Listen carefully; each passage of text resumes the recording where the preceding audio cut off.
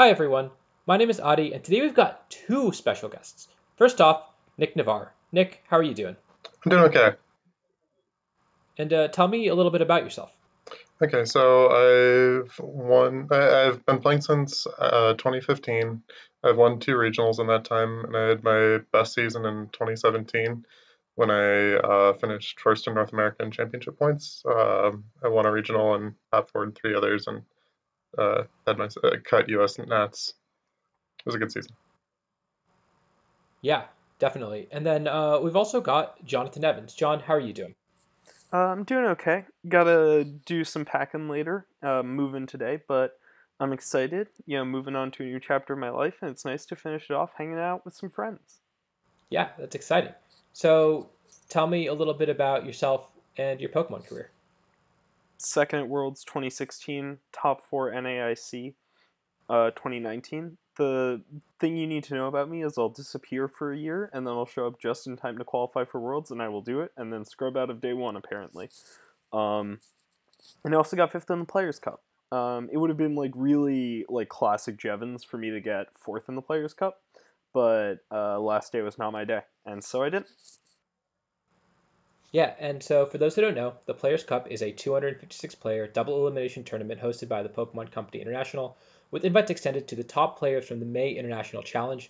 And we've had 8 of the top 16 players from the North American Players' Cup come onto this channel to talk about their teams. So if you're looking for a team to steal for the rest of Series 5, you've come to the right place.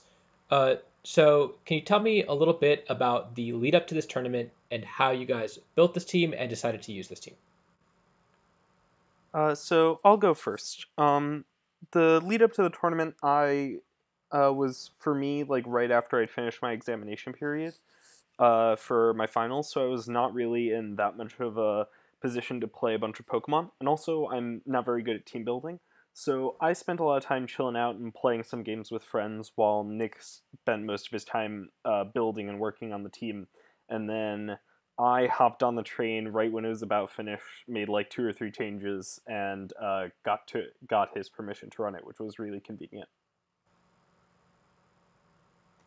Yeah, so it sounds like Nick did a lot of the team building. And Nick, how did you come up with how did you decide to build the team around Cinderace in the first place?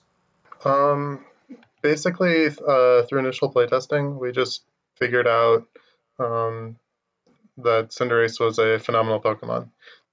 Cinderace is amazing. So the team is basically just Cinderace is going to max turn one and it's going to click its buttons. And it was just meant to be the best pieces that we could put around that to ensure that it would do that as consistently as possible and set up the best positions for its teammates with all the stat boosts that it throws around. Yeah, there were a few different iterations of the concept. So, because we saw that Rillaboom was an amazing Pokemon, one of the first versions of the team had a Serena on it.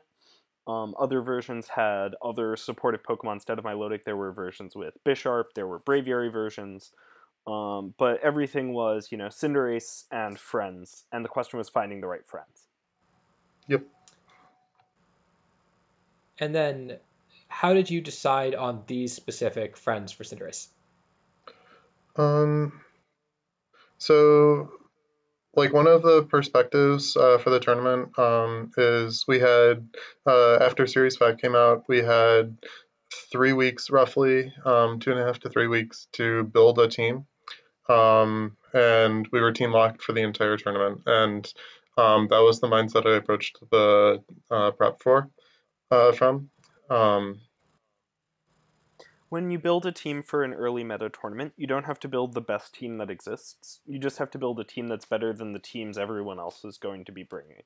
So you don't have to have like the most, you know, cosmic brain metagame calls. You just have to have something that's good against what you think people are going to bring, and then recognize that people might not have text to what you're bringing if you bring something sufficiently, sufficiently different, and play well. yeah, and so yeah, we weren't trying to really break the format. We were trying to just beat people's not fully developed ideas. And Cinderace, with its ability to just power through teams, fit that goal really well. With regards to these friends, I think the best thing to start off with is for me. I kind of hopped on the train when Nick was running Serena. That was when we played some ladder games together. Serena's really cool because it completely shuts down Fake Out and Grassy Glide from Rillaboom, and the Serena Nick was using had triple Axle, right? And yeah, and it would outspeed Rillaboom, and it would just be able to put a ton of damage into it. If you gave it an attack boost, it would just one shot the Rillaboom. And Yeah, you consistently outsped it because Rillaboom weren't running much speed. And so you could just set up Serena, and the Rillaboom just sits there and it goes away. dies. Then it turned out that Serena. Then Nick decided, Serena's great and all, but why don't I try Rillaboom? And that was, I think, where the first real incarnation of this team came into existence. Where we had Cinderace, we had Incineroar, we had Rillaboom, and I think you already had Milotic at that point. Yeah, there was generally some Intimidate counterplay on most, if not all, the iterations of the team. Uh, that was something that we identified early on, was that Cinderace doesn't like being intimidated, and so you want to be able to flip the tables on that. Yeah, and you can Intimidate's still important for a team's Cinderace game plan, but Milotic gives you some counterplay, and that's all you are looking for when we're trying to build an early format team, is something you Um, can make plays with. Nick also put Clefairy on for a while because Clefairy is really good damage reduction and redirection for Cinderace, both of which Cinderace really appreciates, and also as Helping Hand. Clefairy is generally a Pokemon that I like putting on teams when I want to shut down harder offense. If you have a big enough damage threat and also Clefairy that can sponge hits and switch into turn Okos into two shots, it really gives you a lot of room to play with in more offensive matchups. Yeah, because if your Cinderace, if offensive matchups rely on one-shotting your Cinderace, if your Cinderace survives, gets a max Knuckle or a max Steel Spike or a max Airstream, And then and frequently then you have follow me the next turn. you have Follow Me And the so the next turn. Cinderace, which they had planned on being gone, now got an extra two hits off that is often just completely game swinging. Yeah. And then we also had a few Mons in the last slot. For a while we had Togekiss. Then I told Nick to try out Sand, because Sand felt like it fit for some reason. The Charizard Um, matchup is super sketchy without a right. Tyranitar. And so And so we put on Titar, and then it was bad. And then Nick had CBXka, and CBXka was good-ish. And then Nick decided CBXka was bad, so he ran CB Tyranitar. And then the team felt pretty solid, so from there on it was just a issue of ironing out the sets, figuring out the specific texts and spreads, and making sure we knew exactly what we wanted the team to do. Yeah, so tell me about those specific spreads and text on your team. Okay, so most of them are pretty simple, actually. I think we have I think the order of the mons you have should be Cinderace, Titar, Milotic, Incin, Rillaboom, Clefairy. I'm down to go through them in order. I can go through them in any order. Okay, we'll start with Cinderace. Cinderace is really simple in terms of EV spread. You have the max speed because you need to speed tie other Cinderace, and then you have the max attack because you want to do more damage. I don't know why. I don't know why we have 4 in defense. The Cinderace moveset, however, is definitely the best moveset for this team. yeah, the max moves, the team is built to abuse the fact that Cinderace gives its friends all of the boosts, and it's just trying to snowball games as hard as possible. It gets the attack boosts, it gets the defense boosts. If it had a ground type move, we'd be using it, but it doesn't, and so we don't get the speed F boosts. We're not special Cinderace. Like it gets Scorching Sands, but that's not what we were going for. And And yeah, it gets the speed boost, of course. Probably the best one. Yeah. And we have Sucker Punch at the end because the team is actually quite weak to Dragapult. So additional Dragapult tech from Sucker Punch is nice, and it also helps in certain, matchups here and there. It can chunk Dusclops is one of the main ones. Oh yeah, it makes Dusclops real sad. Yeah, we've only seen a couple other moves on Cinderace really being used. We've seen a little bit of Giga Impact. We've seen a little bit of Pyro Ball or Flare Blitz. Why did you guys think that those? Why did you pick these four moves over those two specifically? Giga Impact is cool. We wanted this team to be able to consistently snowball stat boosts and set up win cons. And Giga Impact is the debuff. And the mon they bring in next doesn't care about the debuff as much. It doesn't care about it at all. And so that was the mindset that we approached it from. I don't recall personally ever considering Giga Impact, so it's also possible it flew under my radar. It was something I considered in team building. It also we can go into it more when we talk about Incineroar, but I liked the way that Airstream interacted with just opposing Dynamax better than Giga Impact. One of the big reasons is Dragapult has Clear Body. If Dragapult didn't have Clear Body, then Giga Impact would have been a very more real consideration. But as it just can't hit. It doesn't have the effect against one of the premier mons in the format, and so that was enough to swing it. Steel Spike power would be phenomenal. Nice. Oh, Steel Spike is so. Steel Spike, phenomenal. Max Knuckle, absolutely phenomenal. It's one of the things that makes Cinderace worth using, is that it's able to stack attack boosts when your opponent's not expecting it to, and it's really hard to prevent it. And since this team has a lot of physical attackers, you can get the attack boost to do a lot of damage very quickly. It also punishes passive play, and it forces the opponent to aggressively contest your Dynamax, because if they don't, then you can just snowball the game out of control. Like if they try to switch Intimidates too aggressively, too passively, then you just get an overwhelming position. And High Jump Kick is also a really nice move post max. Some people might bristle at me saying that, but it can if after say an attack boost, you can High Jump Kick out of max and sometimes kill max mons. One thing that also is kind of nuts is a lesson Nick and I have learned from Hearthstone is that doing things while you do things is broken. And so the main problem that Max Knuckle has on most Pokemon is that it doesn't actually do any damage.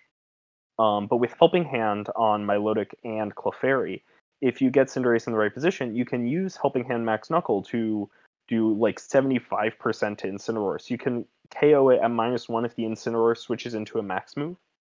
And so you're able to do stuff with your Cinderace, i.e. take knockouts, while you do stuff in terms of getting attack boosts. So Knuckle allows you to put actual offensive pressure onto important Pokemon in the format, while stacking up these offensive boosts. As for fire coverage, we just didn't have any abusers. There were a couple other teams that Bingji and Andrew Ding's team had a Chandelure, and I really liked that interaction, but we just decided to go in a different direction. But fire coverage is very good as well. It looks like your team is really based around supporting the Cinderace. I think you mentioned that a couple times. Tell me a little bit about the Pokemon that you use to support it. We support the Cinderace, but Cinderace also supports the team. It generates the offensive momentum, but it also sets its teammates up to continue. And so, John, you can go into what you were saying, but so the most important mons in terms of supporting the Cinderace would probably be Incineroar first, then Clefairy, and then we kind of choose between Milotic, Rillaboom, and T-Tar as is matchup efficient, although Incin and Clefairy don't come to every matchup. So Incineroar was our answer to the concept of opposing Cinderace teams. So one thing that's really distressing about other Cinderace teams is, in general, is the question is, what do you do if your opponent leads Cinderace Bisharp and your Cinderace is part of your Cinderace counterplay? Because one of the best ways to shut down opposing Cinderace is Intimidate, and you can't intimidate the Bisharp if your Incineroar is going to get knocked out by a double up with Assurance and Max Knuckle or something. So you need to have some sort of method of managing that. Our way to manage that was by putting a defensive spread, a physically defensive spread on our Incineroar and Burning Jealousy. So Burning Jealousy is specifically the anti-Cinderace counterplay. I used it a bunch in the tournament, but it wasn't ever to beat a Cinderace. I don't think I fought a Cinderace except for Jody, and that matchup was something. But the idea is your opponent leads Cinderace, you lead your own Cinderace and Incineroar, you go for turn 1 Airstream Burning Jealousy, your opponent has to match Airstreams with you, unless they're running Giga Impact, which wasn't very common, and then their Cinderace and partner Pokemon both get burned. Other than that, Incin does Incin things. Damage reduction. It enjoys having attack boosts. It has Parting Shot and Fake Out. It's good mon. Yep. Did you ever miss not having a dark coverage move on the Incineroar? At times, yes, but it never felt like it was important enough that we lost a game off of it. At least for me personally. I don't really recall missing the dark coverage. I think the team is weak against Dragapult, but not too weak. I think Dragapult's manageable, and you might have to get a little bit lucky, and I'll talk about that later. There are 3 other dark moves on the team, which we wanted to knock off on the Rillaboom, and so the 4th dark move felt droppable on Incineroar. So tell me a little bit about some of the other Pokemon on your team. So Clefairy is the second one. As Nick mentioned earlier, Clefairy is really good at derailing hyper offense. In particular, Clefairy is this team's entire Trick Room matchup. So one thing you'll notice about this team is most Cinderace teams have a bunch of speed control. Most teams tend to have like a Whimsicott or something like that to get Tailwind ups to the Cinderace and maybe the Dracovish, outspeed all of your opponent's Pokemon. This team decided to take a more balanced approach and focus on speed control through specifically Max Airstream. The one team I think this would be most similar to, though, is Wolf's team, which had 5 of the same 6 Mons and a Dusclops instead of Clefairy, where Wolf decided to set up Trick Room for his own Mons. We decided that we wanted to go fast and to have all of our Pokemon go fast. And so our anti-Trick Room mode is Clefairy, where you put the Clefairy in Trick Room, and then you click Sing until you win. This is a good strategy. I highly recommend it. It's very powerful. Yeah. There are two main reasons. There are 2 main reasons why this strategy is good. First, it is genuinely potent. Because your opponent when your opponent's setting up Trick Room, they have a Dusclops on the field most of the time, or some slow Pokemon that is slow in speed, but also slow in tempo. Doesn't get much done. So Clefairy punishes that by not only absorbing damage from your partner Pokemon, being able to redirect any attacks that threaten to one-shot it, but also being able to shut down damage from the damage-dealing Pokemon somewhat inconsistently, but in a way that your opponent has to respect. If you hit Sings, the game ends. And so being able to roll the Sing button consistently allows you to roll dice that are in your favor a lot of the time to beat your opponent. The second thing is, it tilts them so bad. People get so tilted when you just click Sing. And I know this because I played against Clefairy a bunch of times in practice games with some other teams, and it felt so bad.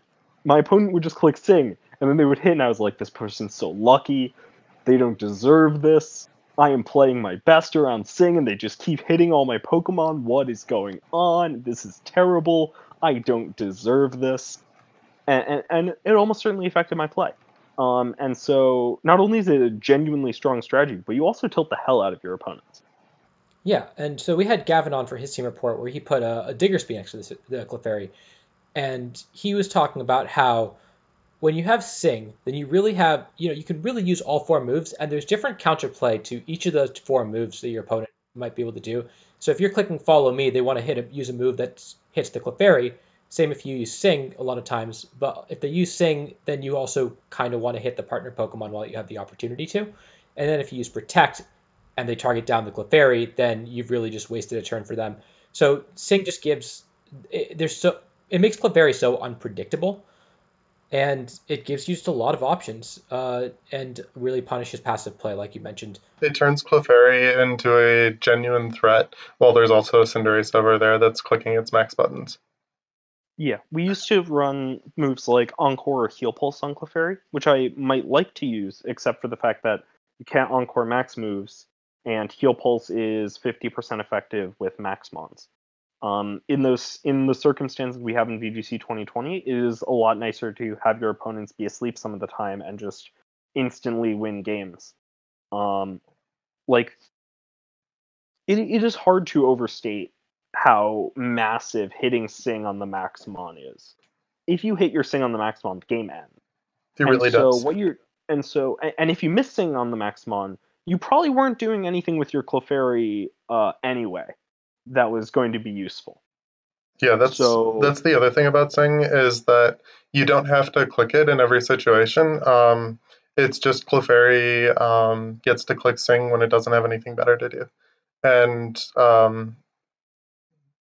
it's and so yeah, if you told me at the start of any game of Pokemon, you can roll a dice and you can roll a die, and if it lands above a 3, if it lands 4, 5, or 6, you win the game, and if it lands below a 4, you have to play the game out. I would do that every single time.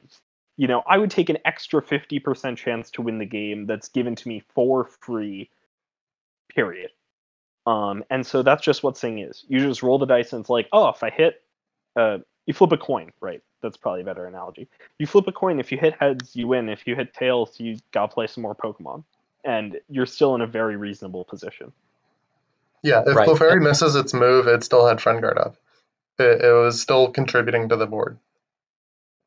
Yeah, and then if they did decide to attack the partner Pokemon, then your Clefairy is still at full health. It either gets to fire off another Sing, or it gets to click Follow Me, and your opponent once again has to decide whether or not they want to play the Sing games, and take another 55% chance of losing the game. Yeah, like Yeah. we had games in playtesting where Clefairy would click Sing like 4 times or even more than that. Like I think we had a game where Clefairy clicked Sing 8 times and no other moves, and it probably hit like 4 of them and just contributed so much to the game.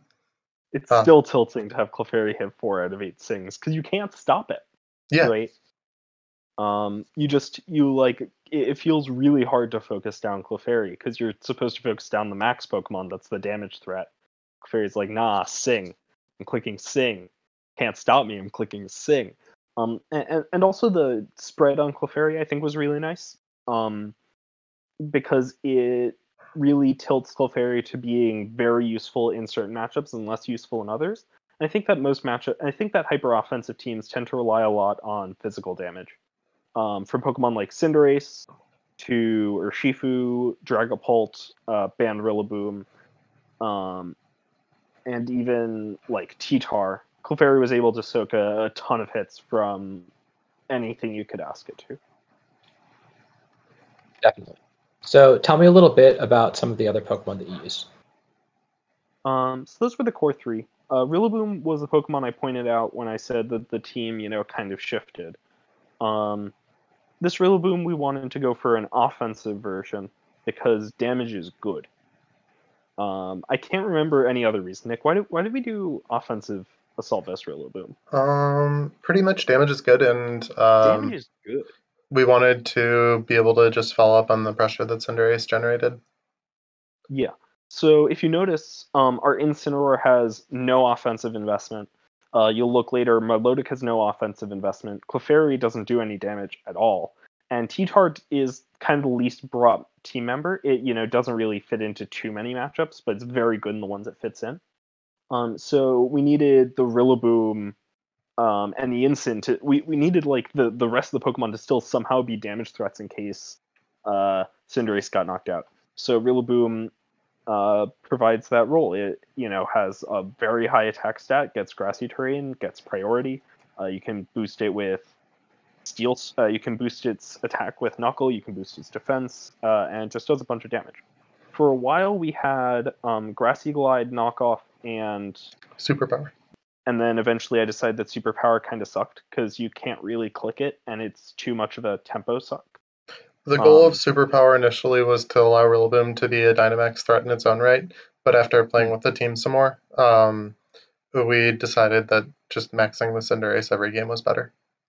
And high horsepower was better as a non-max move because, especially if you've invested some boosts into the Rillaboom, you don't want to lose your boosts.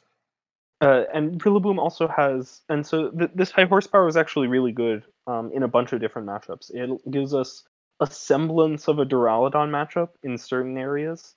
It's still useful at hitting Incineroar, and it's really good in the Colossal matchup. I think I added this specifically when I was playing against Colossal, because I played against a Jody in practice. He brought a Colossal team, and I just lost. And I was like, oh, okay, Rillaboom, definitely needs high horsepower.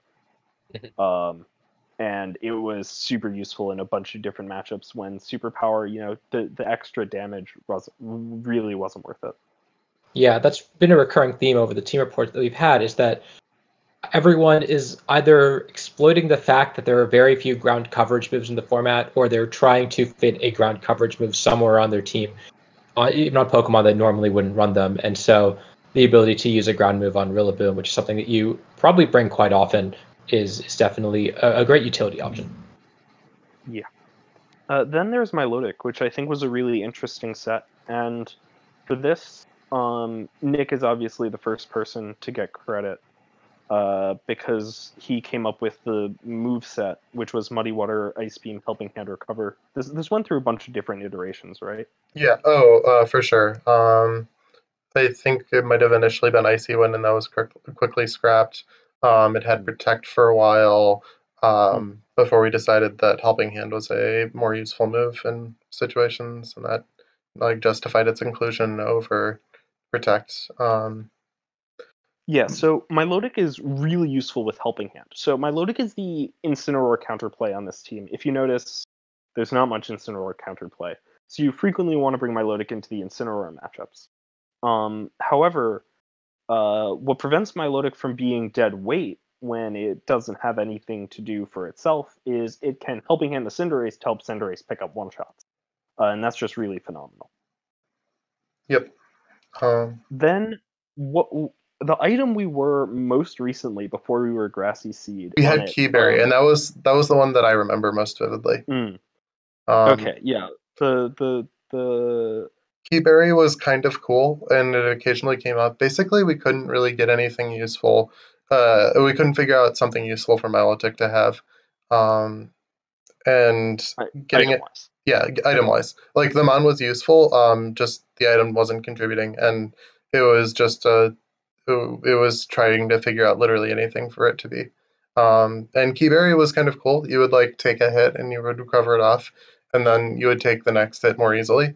But then a friend of mine, Lele, an Italian player, very good player, by the way, he suggested that, hey, you have a Rillaboom on the team. What if you just didn't have to take a hit first? And that was just a pretty obvious inclusion once he pointed it out. And so that's the Milotic. And then the last Pokemon is Titar, which kind of seems like the odd Pokemon out on this team. And so the way to think about Titar is kind of twofold. So when you look at the rest of this team, it's a very mid-range team. It doesn't have a ton of speed control. It doesn't go too fast. It doesn't go too slow. It doesn't do too much damage. It doesn't have too much. Defensive pivoting potential. It's kind of very mid-range, and these teams can struggle against the extremes. Can struggle against hyper offense teams, which can outspeed you and kill all your Pokemon, and struggles against very defensive teams because sometimes you don't have enough damage to break through. So T-Tar does two things on this team. The first thing it does is it's the Charizard matchup. You don't beat Charizard unless you have Tyranitar. The second thing is T-Tar puts out a ton of damage. So T-Tar, if your opponent has like a very slow team, you just send in the T-Tar, you click Rock Slide, everything flinches or dies, and you have an actual alternative damage threat that just powers through opposing teams. Yeah, it gives you. It also notably gives you something real to that makes it worthwhile to invest Cinderace boost into. So +1 speed or +1 attack choice by Tyranitar. You just it does so much damage, and it can just overwhelm teams. And having a mode that you can go to just blow a game, like blow your opponent out of the game, is important because they could potentially do that to you if you don't do it to them. It's a game out of the best of three. You need your Yeah. wins. So one calc that makes me there are two calcs that I really appreciate about Tyranitar. The first is if you get the -1 drop from a max Wormwind from Dragapult and their Glass, you one-shot back with Lash Out. -1 Lash Out at 2x power does 200% to 4 HP Dragapult. The second thing is Stone Edge does 100% to no bulk max Gyarados. So if the Gyarados is like Moxie and you know it, and it's like Life Orb, then you can just go for turn 1 Airstream the partner, Stone Edge the Gyarados, and the Gyarados will go away. Like through Dynamax. Through Dynamax. Like the Gyarados will just disappear. The Dynamax Gyarados leaves, yeah. And those are the calcs that I think most show the Tyranitar's potential. I mostly click Rock Slide with this mon. You just like stack up your chances to win the game based on flinches. And Stone Edge is also very, very good. Stone Edge is good. I just didn't click it that much in my run. Sure. I think we clicked it a decent amount on the ladder beforehand. Oh, yeah. Like you still click Rock Slide more, but sometimes you just want to make a slot go away, and CB Stone Edge does that so well. CB Stone Edge makes slots disappear. Like the Pokemon just vanishes. I honestly never click Superpower that much, and I like wouldn't be opposed to seeing it change for a new move. But I mean, high horsepower could plausibly go on there. Yeah, I over Superpower. We didn't. I think I clicked Max Knuckle once, maybe. Yeah, I don't know. I don't think we fully appreciated how good the ground coverage moves were before the tournament. We just kind of threw it on as an afterthought on Rillaboom. But if I could play the tournament again, I might strongly consider putting high horsepower over Superpower on T-Tar. I think there are a bunch of different moves that would be useful. Superpower is something you really can only click on like the last turn of the game if you have to. Or against specifically Duraludon when you're at +1 speed and you know you're going to KO it, and then you switch out, and it's fine. One thing about Superpower is that it was somewhat of a function of the tournament being relatively short prep time. Superpower was a very consistent choice that we knew would be pretty okay. Yeah, we didn't put much thought into that slot. Yeah, we didn't put too much thought into it because we were worried about the rest of the team, and Superpower was like fine. If the metagame had turned out a little bit differently, then Superpower could have been like solid enough. But yeah, I have no regrets about. I have like a few regrets about the choice, but it's like it is what it is. It was a conservative choice. Yeah. So the main things I think you should take away from this team are that when you have Cinderace, Helping Hand is really good. I think that's the most important part of this team. Helping Hand plus Cinderace put in a ton of work. Milotic having Helping Hand meant that Milotic isn't dead weight. And that's my biggest gripe with Milotic. If you bring Milotic and your opponent doesn't lead Intimidate, you're just so sad most of the time on most teams. With this team, if you bring Milotic, your opponent doesn't lead Intimidate, that's fine. You just Helping Hand your Cinderace. Your Cinderace is now at +1 with Life Orb because your opponent can't switch in their Intimidate because they're scared of giving Milotic the boost. and Clefairy also had Helping Hand. That was the main takeaway, was that Helping Hand plus Cinderace is very strong. And then we had some Pokemon that we thought were, well suited to the metagame of the Players' Cup. Yeah. So obviously you're going to be using Cinderace and Dynamaxing or Gigantamaxing the Cinderace in most of your games. Tell me a little bit about the game plans that you had against the common teams in the metagame. Go for it, John. Yeah, so we didn't have game plans.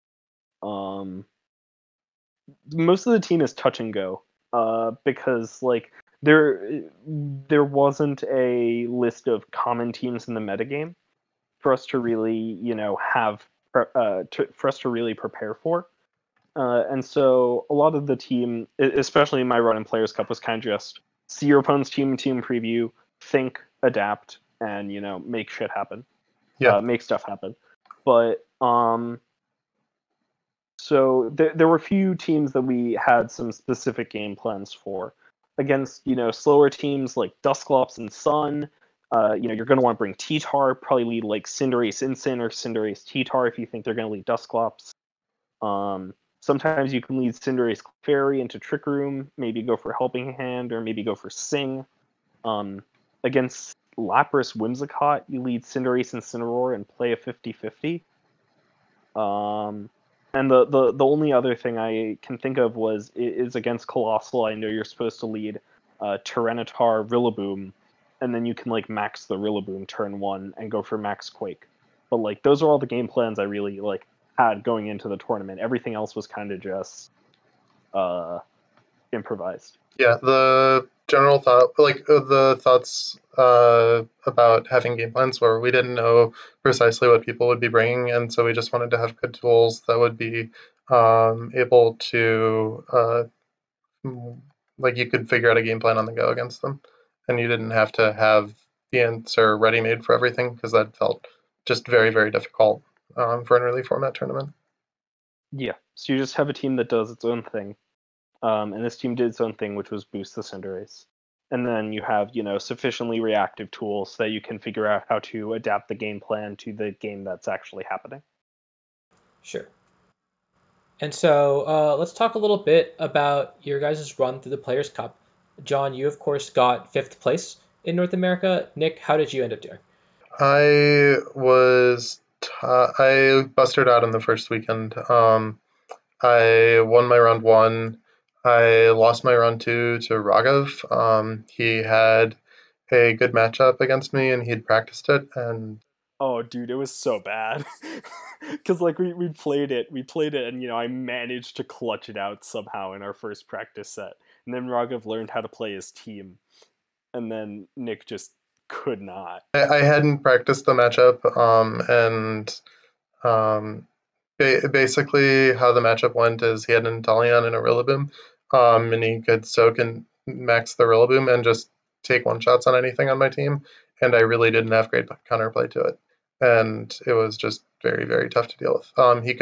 He was also threatening to just snipe shot with his Inteleon through redirection, and it does so much damage to even maxed Cinderace with Friend Guard. It was Sash Inteleon, so I couldn't just kill it with Grassy Glide. There were so many factors working against me in that matchup, and he can also Gmax the Inteleon, right? And then go for Gmax Hydro Snipe, which you also can't beat with Friend Guard because it has Mold Breaker capabilities. Yeah, and it outspeeds the Cinderace, so you're stuck as a fire type, which you really don't want to be. Cinderace is the best flying type, steel type, fighting type, and dark type in the format, but it is not the best fire type. It's not a great fire type. Having Tailwind would have helped in that matchup maybe, but like it was just there were it was a large combination of factors that made the matchup like near unplayable. And Raghav also played it well because he's like a phenomenal Pokemon player. So right, and we heard a little bit more about that matchup.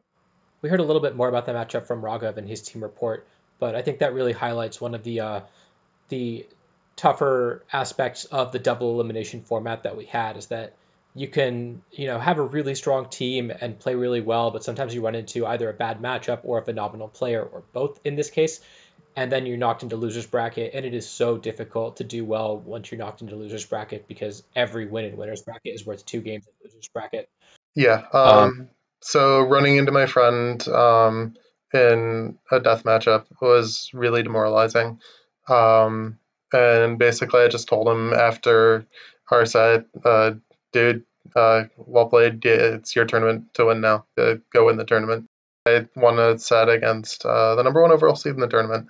That was a really fun Cinderace mirror. I had a cool play in that set where I helping handed my frozen Rillaboom, and it thawed and got a grassy glide off, and um, I like posted that on Twitter, and that was fun. That's my one moment I'm taking away from Players Cup, and then I lost to a Smogon player and like just busted out day one. And so that was my tournament. Okay, now talk about the players who did well. so John, you of course did a little bit better. You want to talk through your run through Players Cup? Yeah, sure. So I got the first round bye because shenanigans. I was going to get it whether they did well or poorly with seeding, fortunately, but I ended up with a round 1 bye. Then round 2, I played against a very weird team with Colossal, Dragapult, and Absorb Bulb Togekiss. And so the very first game, I got to see the high horsepower come into play. I actually maxed Tyranitar because my opponent didn't bring Colossal, and it was very strange. And then I was able to pressure the Togekiss out, win game 1. Game 2, my opponent went for a Dragapult Colossal lead. I went for Rillaboom T-Tar. It's like real simple. You just go for Max Quake on the Colossal. You Rock Slide. My opponent didn't even. You take the Max Flare. It's very, very favorable. My opponent didn't surf with the Dragapult. They switched out the Dragapult into P2. So my Rillaboom moved first. Max Quake the Colossal. Then Tyranitar double missed Rock Slide. Then next turn, when Rock Slide, of course, would have killed the Max Colossal. The next turn, I read the Colossal to protect and doubled the P2 with Rock Slide, Vine Lash, and I missed Rock Slide again. Gmax Drum Solo, and then I missed the Rock Slide again. And I had brought Cinderace in the back, so I was unable to beat the Ferrothorn. And so game 3, I went for the same game plan, but I brought Incineroar. And honestly, my opponent probably should have adapted and brought Water Shifu, which would have been really scary for me. But I got lucky, and they didn't. And I was able to clutch out game 3 after a pretty unfortunate game 2. Then I played against Chef. And this was also a somewhat nerve-wracking experience because Chef runs weird stuff, and so I wasn't sure exactly what he was doing, and so I was very happy for the open team sheet format. Chef's team had a Barraskewda on it and a Volcarona, and so Barraskewda had Propeller Tail, and it outspeeds Cinderace. So for those keeping track at home, I brought Cinderace to 1 game so far, and I lost, and I haven't maxed it at all. So against Chef, game 1, here T-Tar made up for the sins in its first set where I missed 2 Rock Slides, and I led T-Tar into Amoonguss and clicked Rock Slide twice, and it flinched twice, and then the Amoonguss died. And so I was able to win the first game without maxing. Then in the second game, I realized the Amoonguss wasn't like that physically bulky, so I targeted it down turn 1. And then I was able to... and then I baited Chef very aggressive. Then Chef got baited, where he went for a second Quiver Dance with his Volcarona, and I was able to get a Helping Hand Max Flare with my Incineroar onto it, and it got KO'd. So for those keeping track at home, I've maxed Tyranitar, Rillaboom, no Pokemon, and Incineroar. And that was my week 1. Then I had a week to prep, and my week to prep was against Jody, who was running a full bin, who was running the exact same bin as Nails and I. And so I didn't really prep. Mm-hmm. Because it felt kind of weird. But then I got a little bit freaked out, and I prepped for like 1 hour the night before, figured out the matchup. So the mirror match is gross. You just lead Milotic Cinderace, and then you go for Helping Hand Airstream on your opponent's Cinderace, and you see what happens. And the worst part about it is there's like a roll where you KO their Cinderace through Life Orb. Like after Life Orb tick, even though they're maxed, you kill their Cinderace. I didn't have to do that though, because game 1 Jody led Incineroar, and so I maxed my Milotic, and it killed everything. And then game 2, I won the speed tie and crit his Cinderace. Turn 1. So it was kind of luck favors the prepared, you know. And then I played against Team Spirit with a weird team with Crocodile and Charizard, and Rillaboom and Dragapult. And so this was a game where Sing really came in handy. Sing was super handy against Jeff because I was able to sleep his Max Moth. But this time against Team Spirit, I sung the Dragapult once in each game, and it went to sleep both times when it was maxed, and burned 2 max turns, both of which were very crucial. The second time he switched it out before it finished burning the second turn of sleep.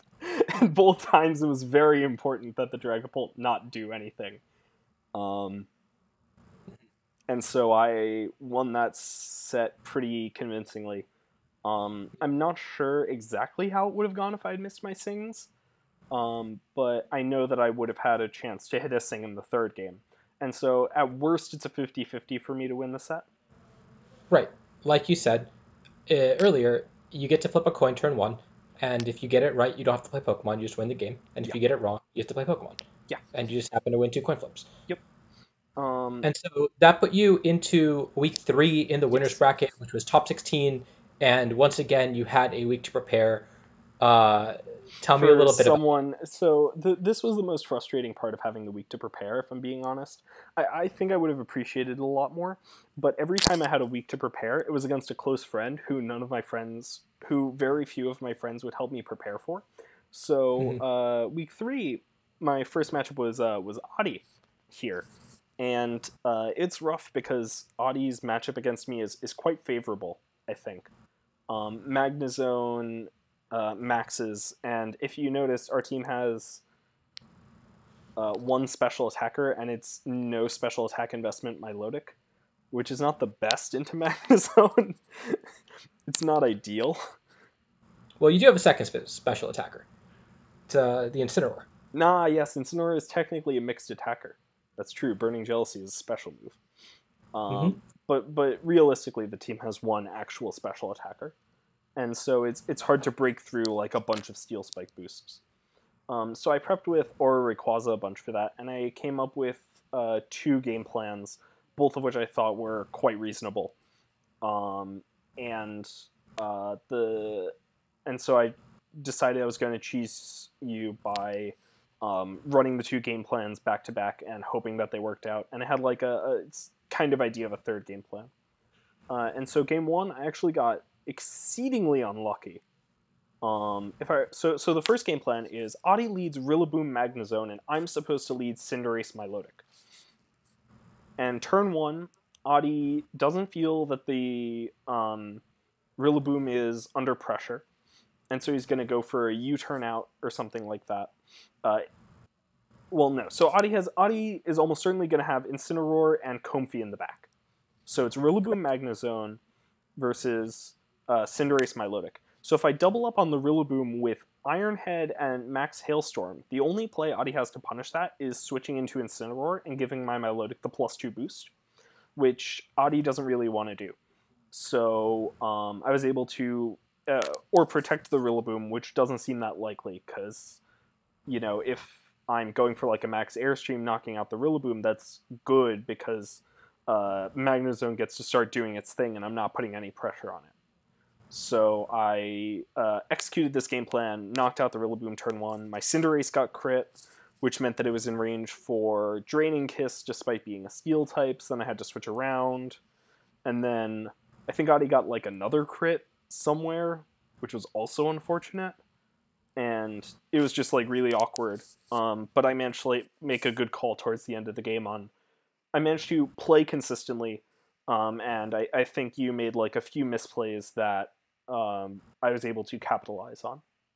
Yeah, I definitely didn't expect the Milotic to max. I didn't really have any practice against that, and I kind of deviated from the game plan, which was just like get Magnezone, the defense boost, and I panicked a little bit and tried to KO the Milotic when I really shouldn't have, and should have just kept clicking Steel Spike. And then at the end of the game, I think I had a +2 defense Magnezone, which just Yeah, wasn't enough to do which damage just to you. wasn't enough. Yeah, and then yeah, and so then game 2, my second game plan was that I was going to lead Rillaboom Cinderace and go for turn 1 Max Knuckle High Horsepower the Rillaboom, and it was going to switch to Incineroar, and I was going to KO it. This was my thought process. Adi led Magnezone Rillaboom again, and protected the Rillaboom, which sucked, because if I had gone for Max Knuckle High Horsepower the Magnezone, for example, I would have been in a fantastic position. And Right. instead, Adi got a ton of free damage on my Cinderace. And also it was left in Grassy Glide range, and I hoped it wasn't, but it was. And so next turn I went for Max Knuckle, because I don't have any defensive play to make. And then I High Horsepower the Rillaboom. I High Horsepowered the Magnezone. Rillaboom KOs my Cinderace, and my Rillaboom crit the Magnezone through +2 and one-shot it, which was great. I really enjoyed it. It was the only play there for John. Like he was just trying to crit the Magnezone. Yeah, that was turn 1. Like that was the lead that I expected turn to face. 2. It was turn Sorry, 2. turn 2. Turn 1. That was the lead that I expected to face, and really, my thought process going into it was I didn't think it was actually that awful a matchup, because at any point turn 1, you had to either call the Incineroar switch in and punish it, or if you called the Incineroar wasn't switching in, if you doubled the Magnezone, you could KO it with a Max Knuckle plus High Horsepower. At It sounds any like a point, terrible matchup for you. I think it came down to a turn 1 50-50 a lot of the time. I didn't really have any other counterplay to that, I don't think, unless it led something different maybe.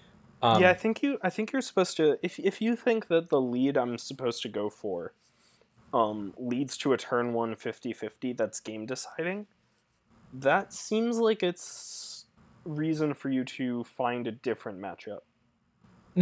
And much like you mentioned, for me, I had the same problem where I didn't really have the same opportunities to prepare as I did in some of my other matchups, because we have a lot of the same friends and we prepare with a lot of the same friends.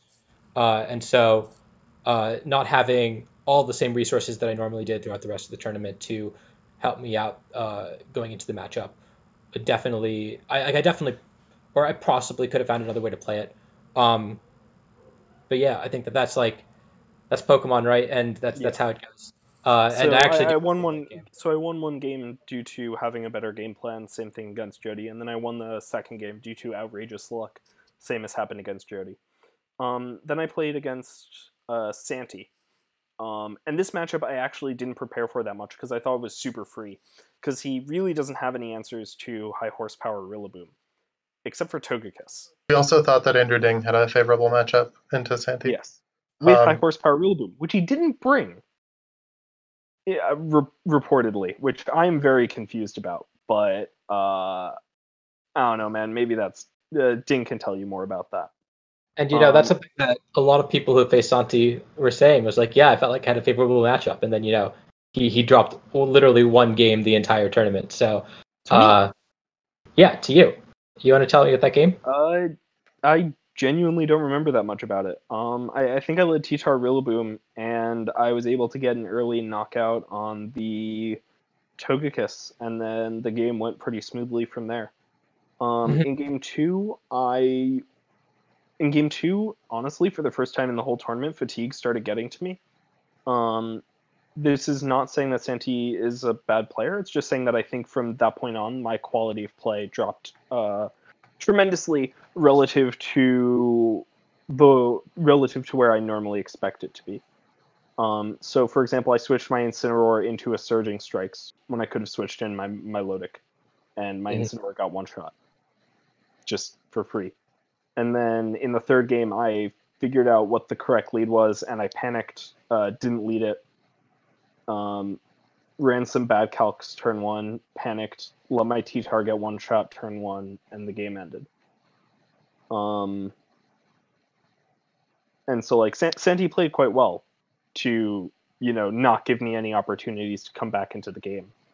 But I really didn't do myself any favors with my level of play in the series. Then I was paired against Joe UX9. And game 1, I timed out as I was clicking Max Airstream Flare Blitz into his Kova Berry Amoonguss. Flare Blitz was in the first slot, but it targeted the Dragapult instead. My Cinderace went to sleep, and I lost. Mm-hmm. And then game 2, I think I focused down the Amoonguss, and he switched in Incineroar or something. And then I decided to wake up and did. Then game 3, I think I messed up in team preview somehow, and he brought Excadrill, which was scary because I was bringing my Tyranitar to beat the Dragapult, and he didn't bring Dragapult, but he never maxed his Excadrill despite getting it to like +2. And then I developed a very commanding position. And then he crit like 3 max airstream. He crit 2 max airstreams when he was at -1, and then also an air slash, and then also crit my Incineroar when he was at -1. Yeah, and then also Excadrill crit my Incineroar at -1 when Incineroar was going to survive and KO back with Flare Blitz. And so, like, I lost. I definitely didn't play in a way that was...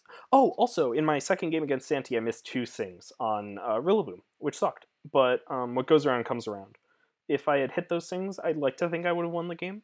But I also hit the 2 Sings in my... in round 5 against Teen Spirit. And it's similar for Rock Slide. I missed the 3 Rock Slides in my first round against Czech, but then I flinched my next 2 Rock Slides against Chef. And so the luck probably evened out with me getting 5th place, if I'm being honest. And so what led me to end up being 5th was my level of play. I think if my level of play had been, a little bit better, if I hadn't, made the bad switches, if I had, made better decisions, then I definitely would have been able to come out on top. But I did not make the best decisions, and so I lost to players who played better. And so, like you said, you got top 6, or you got 5th place in the North American Players Cup. Still, we had the top 256 players in North America competing, and you managed to get all the way to the last round, which is still really, really impressive. Do you have any final words or shout-outs to give? Yeah, so first, shout-outs to Nick.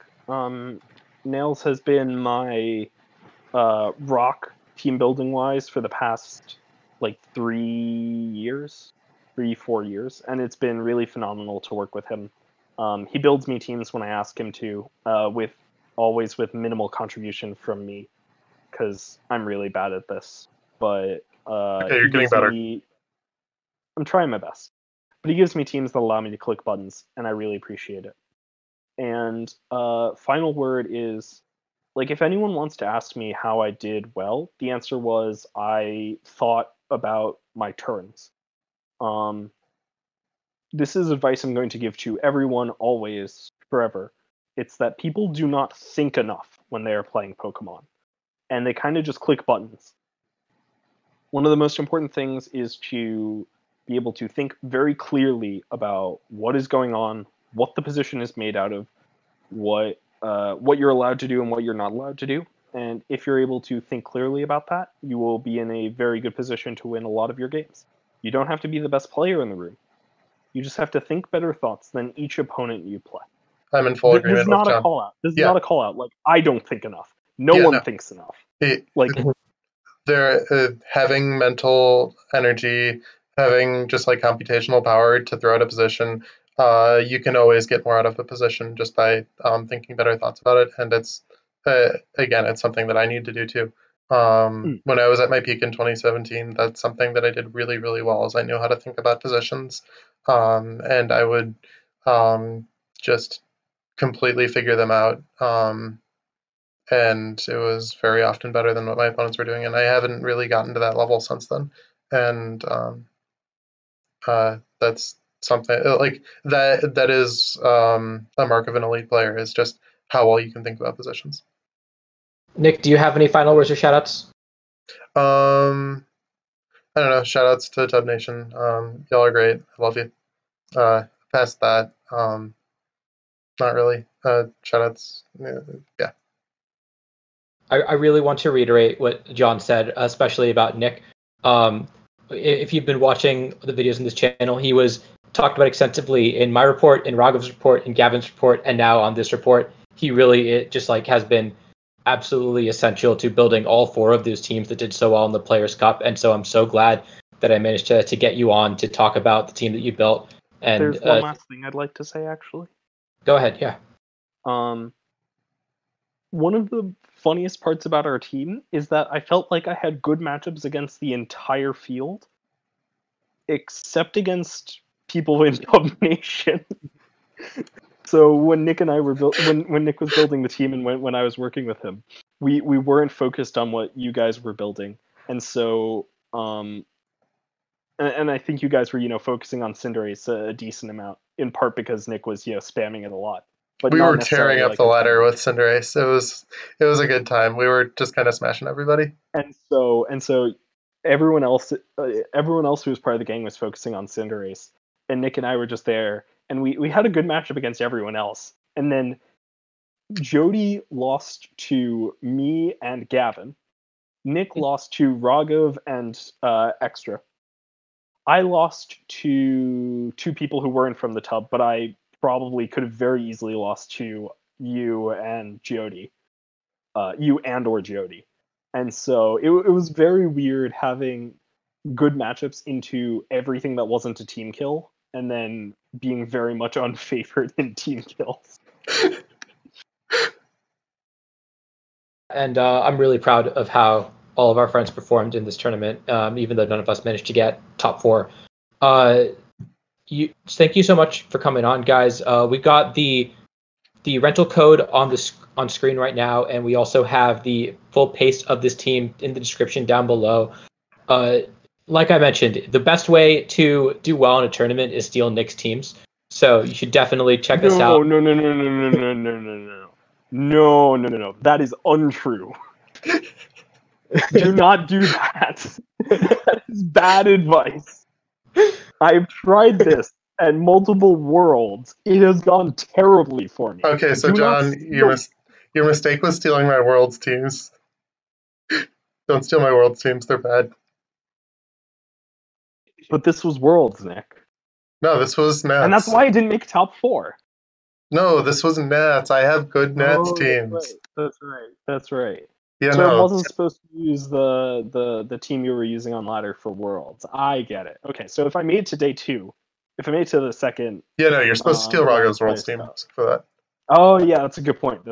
Okay, cool. Okay, so the moral of the story is you're supposed to steal the teams that Nick Navarre uses at U.S. Nationals, and this is basically U.S. Nationals. Yep. So I really, really recommend that you try this team out. It's really cool. It absolutely tore up the Pokemon Showdown ladder. I watched you guys play a lot of games with it, and it takes it really, I think, kind of revolutionized the way that people use Cinderace. And so, yeah, I think this is probably the best Cinderace team that I've seen, and you guys should definitely try it out. Thank you so much for watching. And Nick and John, thank you so much for coming on. It's been a pleasure. Thanks for having us.